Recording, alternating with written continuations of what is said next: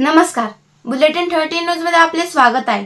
बुलेटिनच्या बातमीपत्रात महत्त्वाच्या घडामोडी आपण पाहत आहोत। नव्हे तर महाराष्ट्रातल्या सगळ्या आमच्या सर्व अधिकारी वर्गाला पण सांगू इच्छितो, कार्यकर्त्यांना आणि सर्व जनतेला। एक म्हणजे जे आहे आपत्ती व्यवस्थापन, याच्यात खाली जे आहेत जे अधिकारी आवश्यक आहेत त्यांनी ताबडतोब आपापल्या जागेवर जायला पाहिजे।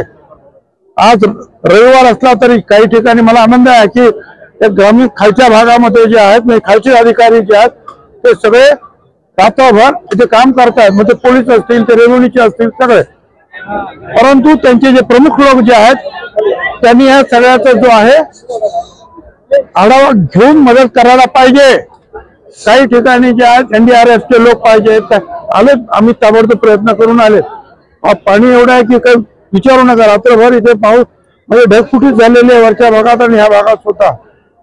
फक्त इथेच नाही, अख्ख्या नाशिक जिल्ह्यात आणि दूरवरपर्यंत 2-4-5 गोष्टी महत्वाच्या आहेत की अशा वेळेला हेड ऑफिस मध्ये प्रमुखाने हजर राहणं हे महत्वाचं आहे।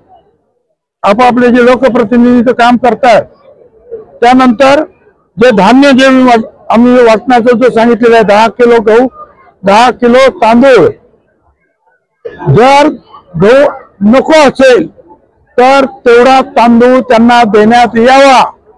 त्याचबरोबर सर्व जिल्हाधिकाऱ्यांना माझं सांगणं आहे की ताबडतोब नुसतं गहू तांदूळ घेऊन काही होणार नाही, म्हणून जिल्हाधिकाऱ्यांनी त्यांच्या पातळीवर ज्या ज्या कुटुंबांना ही मदत जाते त्यांना 3 किलो डाळ जी आहे ही मार्केटमधून खरेदी करून ताबडतोब वितरित करावी। त्याचबरोबर हे जे पाण्यामध्ये अडकलेले जे आहेत लोक आहेत, घरदार जे आहेत त्यांना ताबडतोब कुठे शाळा आहेत, कुठे इतर मंदिरं असतील अशा ठिकाणी हलवणं सुद्धा गरजेचं आहे।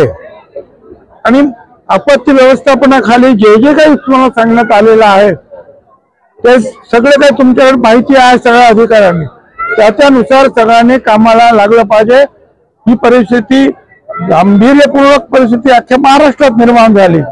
आपल्याला आता या संदर्भामध्ये आपण सगळ्यांनी एकमेकाला मदत करायला पाहिजे। लोकांचे जीव वाचवणं ही प्राथमिकता आहे, त्याचबरोबर त्यांना मदत सुद्धा ताबडतोब मिळाली पाहिजे। त्यासाठी जी मदत आपल्याला करता येईल ती सगळ्यांनी एकमेकाला करायला पाहिजे। अशाच बातम्यांचे नवीन अपडेट जाणून घेण्यासाठी बुलेटिन 13 न्यूज मराठी चॅनलला सबस्क्राईब करा व लाईक करा।